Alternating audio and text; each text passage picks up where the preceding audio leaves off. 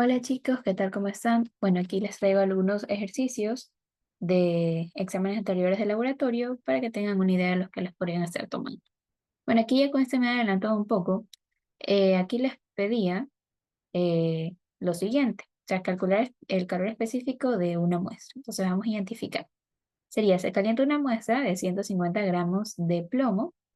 Aquí mismo, aquí tiene su sistema, el sistema de calentamiento hasta la temperatura de ebullición del agua a 100 grados Celsius. Entonces se supone que el plomo está llegando a esa temperatura a partir de este sistema.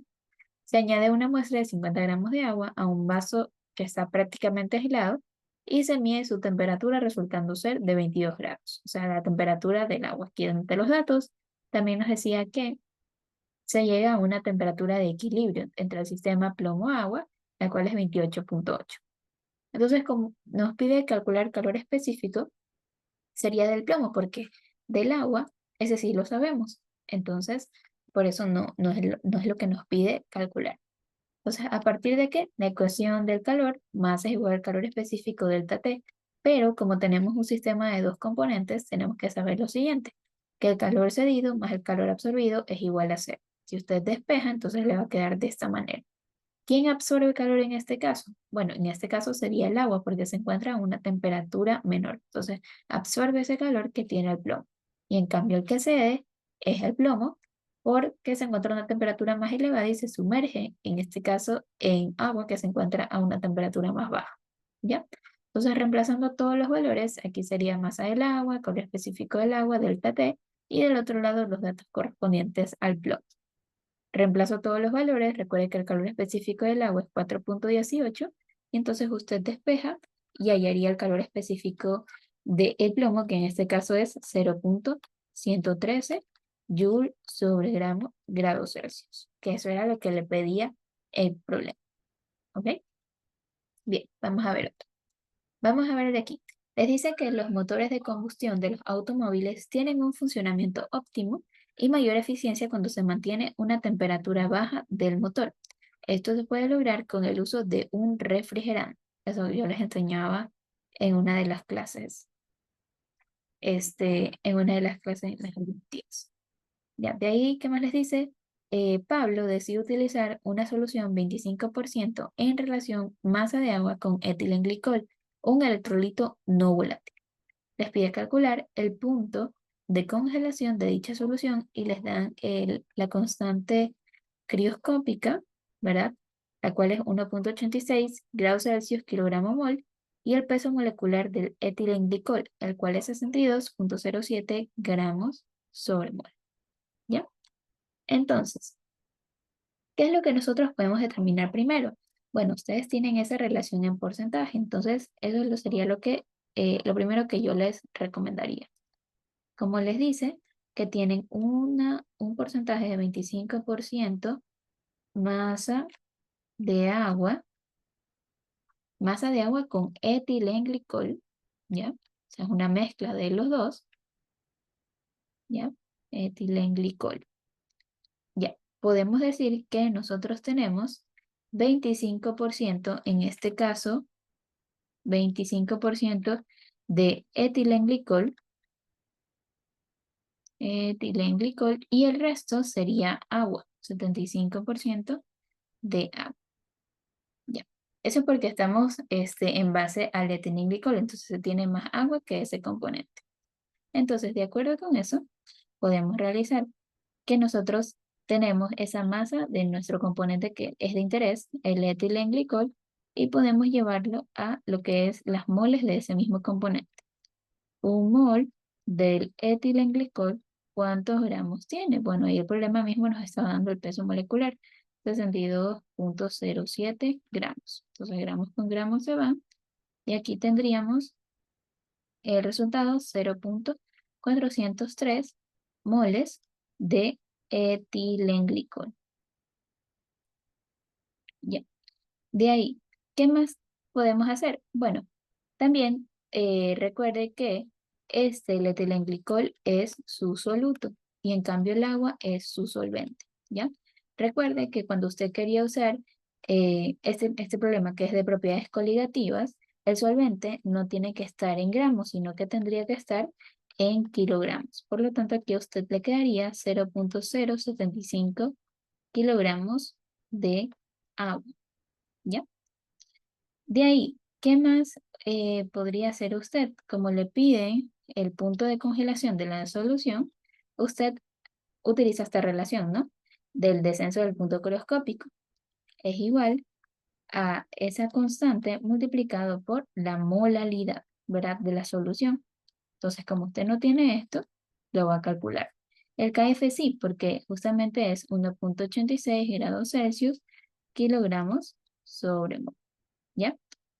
De ahí lo multiplica por la molalidad, que aquí era igual a las moles del soluto, 0,403 moles, dividido para los kilogramos de solvente, 0,075 kilogramos.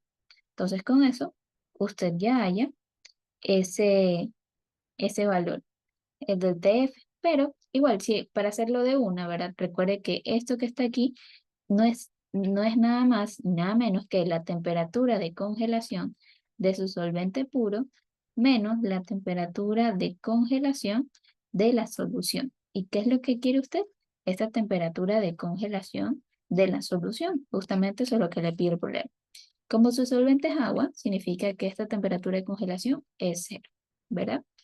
Entonces, aquí usted no le toca, o sea, le tocaría aquí multiplicar, ¿verdad? El 1,86 por 0. Bueno, hacer esta división y esto quedaría un valor de 10 grados Celsius, ¿verdad? Pero como este menos está aquí, sería que la temperatura de congelación de la solución es menos 10 grados Celsius, ¿ya? Y esa sería su respuesta. Listo. Entonces, tal vez lo más importante es esto de aquí, ¿ya? Lo de la solución, 25% en relación masa de agua con etilenglicol, ¿ya? Vamos con el siguiente. El siguiente es un ejercicio de valoración ácido-base, que justamente fue lo último que ustedes vieron. Les dice, calcular el volumen necesario de una solución ácido clorhídrico 0,5 normal para neutralizar 400 mililitros de una solución del hidróxido de amonio 0,3 normal. Entonces, ¿qué ecuación va a utilizar? Que la normalidad del ácido por el volumen del ácido va a ser igual a la normalidad de la base por el volumen de la base. Esto también lo aprendimos en la parte de disoluciones. ¿Qué dato usted tiene? Si tiene la normalidad del ácido 0,5. El volumen del ácido es lo que usted quiere. La normalidad de la base también la tiene, 0,3. Y la normalidad de la base también la tiene, 400 mililitros. Solamente le tocaría a usted despejar. Es un ejercicio sumamente sencillo, el cual usted no debería perder puntos. Esto lo divide para 0,5 y le daría el volumen del ácido, el cual es 240 mililitros. Entonces se necesitan 240 mililitros del ácido clorhídrico para poder neutralizar esa solución, ¿ya? Entonces usted parte de esta ecuación. Listo, vamos a ver otro. Aquí les dice, un estudiante de química general estaba analizando un ácido orgánico desconocido en el laboratorio empleando el método volumétrico, pesándose 1,97 gramos y disolviendo en un matraz volumétrico 100 mililitros. Luego se tomó 10 mililitros de la solución y se tituló hasta neutralidad con una solución básica de 0,1268 normal. Identifique de qué ácido se trata determinando su peso molecular. Este también es parecido a la práctica de laboratorio que ustedes tuvieron, ¿verdad? La última, o sea, ya cuando tenían el ácido orgánico y además también tener que identificar de qué tipo se trata. Entonces, los datos que ustedes obtuvieron son estos: el peso del ácido, 1,97 gramos, el volumen de la base, normalidad de la base también, y cuántos hidrógenos son ionizables. Esto es muy importante para el cálculo de la normalidad. Entonces, voy a partir también de la misma ecuación, que la normalidad del ácido por el volumen del ácido va a ser igual a la normalidad de la base por el volumen de la base. ¿Con qué finalidad? Para determinar cuál es esa normalidad del ácido, porque no la tengo. Entonces, normalidad del ácido va a ser igual a la normalidad de la base. Eso sí lo tenemos, es 0.1268. Recuerde que también eso usted lo tenía en el laboratorio, en las botellitas, ¿verdad? El volumen de la base también lo tiene, 16.2 mililitros. Y el volumen del ácido también usted lo tiene, porque aquí dice, disolviendo en un matraje volumétrico de 100 mililitros, luego se tomó 10 mililitros de la solución y se tituló hasta neutralidad. Entonces ahí usted tiene lo que es el ácido, ¿verdad? Se tomó ese volumen, 10 mililitros. Entonces, déjenme aquí poner una rayita. Ya.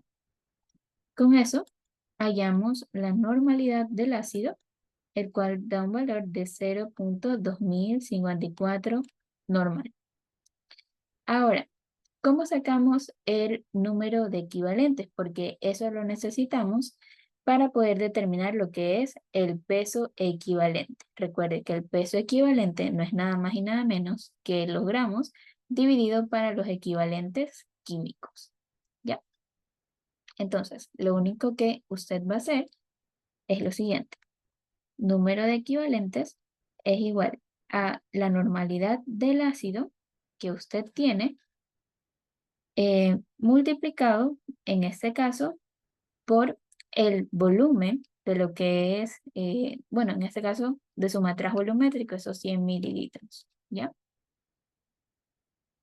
Entonces, ese volumen debería estar en litros porque en este caso la normalidad, recuerde que está sus unidades sobre litros, ¿ya? Entonces, le quedaría 0.2054 normal multiplicado aquí por el volumen 0.1 litros. Esto le da 0.02054 equivalentes químicos. ¿Ya? Ahora, lo siguiente es determinar cuál es el peso equivalente.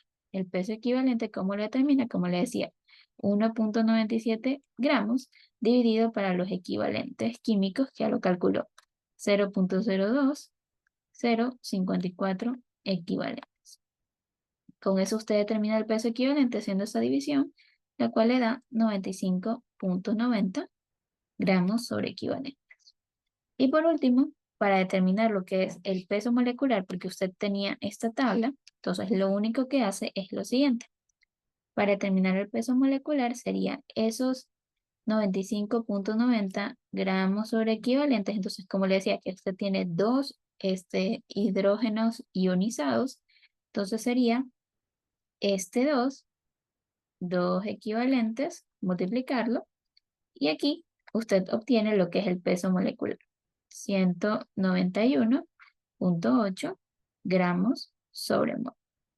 ¿Ya? Entonces, ¿cuál sería su respuesta? Una que esté más aproximada, que en este caso sería el ácido cítrico, porque posee un peso molecular de 192 gramos sobre mol. ¿Ya?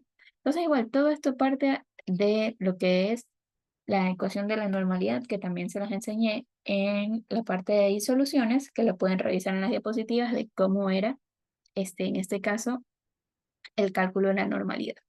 ¿Ok? Y por último, les traje este de acá, que es más un ejercicio de análisis, que les dice, considere que para cada sustancia mencionada posee la misma cantidad en gramos. Se desea preparar con una masa M de agua destilada una solución y congelarla. ¿Cuál soluto funcionaría mejor como refrigerante? Ya, entonces, como les digo, es una pregunta más de análisis. Entonces, usted recuerde, a partir de lo siguiente, ¿no? Que ese cambio en la temperatura de congelación, esa disminución, aquí va a ser igual a la constante crioscópica multiplicado por la molaridad. En este caso, el problema les está diciendo que usted tiene la misma cantidad de masa que va a preparar en la solución, o sea, para cada uno de los componentes. Entonces, vamos a poner aquí un análisis. La molaridad es igual a las moles de nuestro soluto dividido para los kilogramos, en este caso, del solvente, ¿ya? Si nosotros queremos llegar un poquito más a fondo, las moles de soluto en sí son los gramos de ese mismo soluto dividido para lo que es el peso molecular. Y acá sigue siendo los mismos kilogramos de solvente. En sí, como les decía, los gramos, aquí nos dice que se mantiene la misma cantidad para cada una de las sustancias. O sea, si partimos con cualquiera de esos solutos, sacarosa, urea, fenol o etilenglicol, se va a utilizar la misma masa, ya sea 1 gramo, 2 gramos, lo que sea. Y en los kilogramos de solvente, también dice que usamos la misma cantidad de agua destilada, ¿no? Entonces, ahora, digamos que, o sea, aquí usted puede tomar una base de cálculo del componente que usted quiera. Digamos que tenemos una base de cálculo, yo qué sé, de 1 gramo de cada componente. Y también, bueno, en este caso, 1 gramo del soluto. Y digamos que también tenemos una base de cálculo de, yo qué sé, de 10 kilogramos de el solvente. Si usted efectúa cada uno de estos cálculos para hallar lo que es la molaridad de sus componentes, porque eso es lo que usted no tiene, digamos aquí voy a ir reemplazando, para la masa de la sacarosa sería 1 gramo de soluto dividido para su peso molecular, el cual es 342,3. Esto lo voy a dividir para el volumen, que son 10 kilogramos. Si yo hago lo mismo para la urea, ¿verdad? ¿Cómo quedaría? 1 gramo dividido para 60,06, dividido para el mismo volumen, 10 kilogramos. Lo mismo para el fenol, digamos. 1 gramo dividido para 94,11 gramos sobre mol, dividido para 10 kilogramos. Y asimismo, para el etilenglicol, ¿verdad? 1 gramo dividido para 62,07 gramos mol, dividido para 10 kilogramos. Usted puede efectuar cada una de estos cálculos, ¿no? Y así obtener cuál sería la molaridad. Pero esa es una opción. La segunda opción es que usted recuerde cuál era el concepto de, en este caso, de la molaridad.